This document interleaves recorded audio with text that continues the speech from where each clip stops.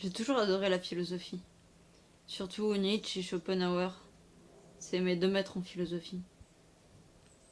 Tu sais, quand t'es dépressif chronique, tu peux que trouver du réconfort auprès d'auteurs dépressifs.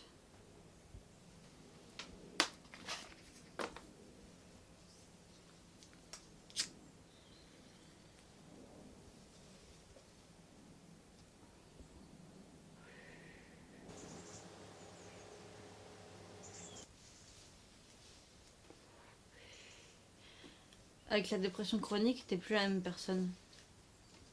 Tu vis plus les choses de la même manière. Il y a un avant et un après.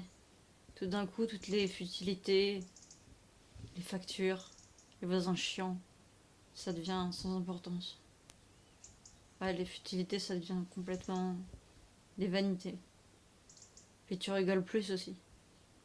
Quelque part, l'humour, c'est la politesse du désespoir.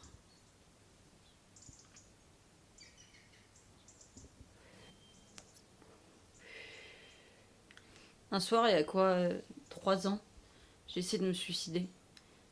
Et c'était la nuit où Johnny Hallyday est mort. Je leur ai volé la vedette à cet enfoiré. Ah, on parle pas mal des morts. Désolé. Ma gueule.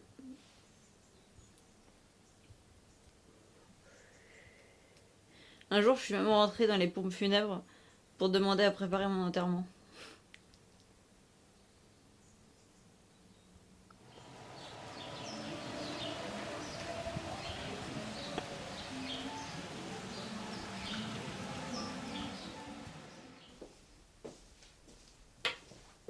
Bonjour. Bonjour, vous êtes là pour un enterrement?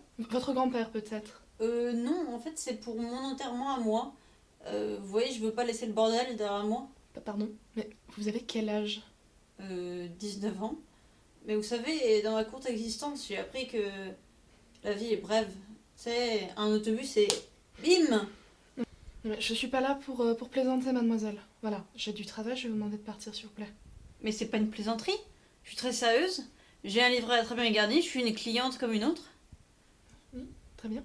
Eh bien, vous êtes une cliente comme une autre, je vais vous demander de partir, s'il vous plaît. La mort devrait être accessible à tout le monde. Accessible aux vrais clients.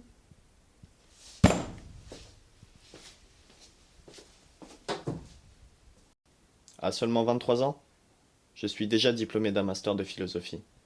Et vous savez, j'aimerais aller jusqu'à la thèse. Mes auteurs préférés? Je pense qu'il y a quelque chose d'intéressant dans chaque auteur que j'étudie. Et je vais pas vous mentir. Ce que j'aimerais faire, c'est d'être professeur de philosophie avec un grand P, à l'université de la Sorbonne. Dans le fond, je marche sur les traces de ma mère qui était professeure de philosophie à la Sorbonne.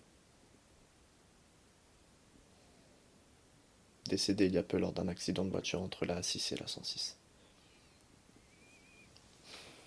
Excusez-moi. Je suis vraiment à fleur de peau depuis. Mais vraiment.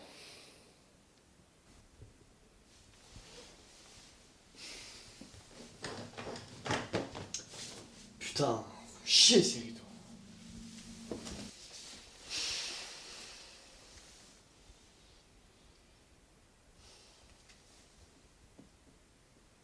Allô? Oui, bonjour, oui. Oui, je vous ai commandé des rideaux la semaine dernière. Et non, il y a un problème. Ça bloque au niveau de la barre. Et je vous signale que je les ai importés d'Inde. D'accord? Ouais, j'aimerais un remboursement s'il vous plaît, ça m'a coûté plus de 3 000 euros. Et en plus, j'avais choisi la couleur parmi des milliers, donc j'aimerais que ça aille vite s'il vous plaît. D'accord? Une réponse la semaine prochaine? D'accord. J'attends votre appel alors. Merci beaucoup. Au revoir.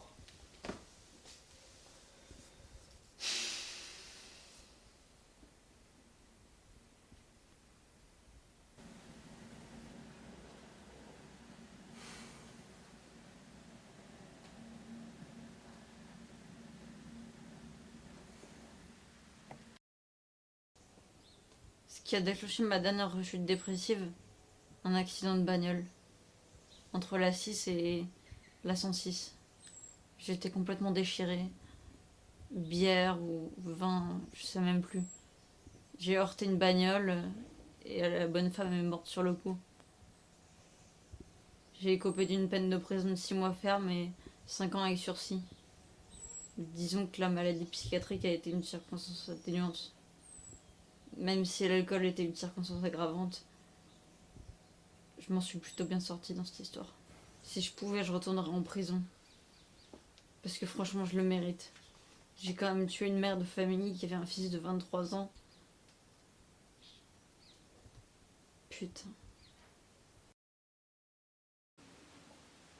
La disparition de ma mère, je finirais bien par l'accepter. On perd tôt ou tard ses parents.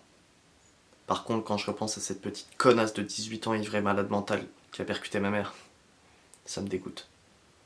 Circonstances atténuantes pour maladie psychiatrique? Et l'alcool alors dans tout ça?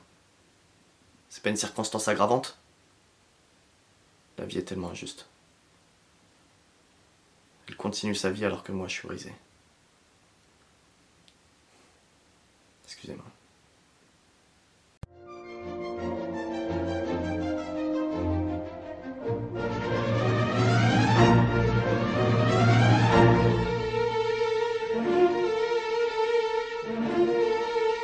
Ouais, excusez-moi, madame.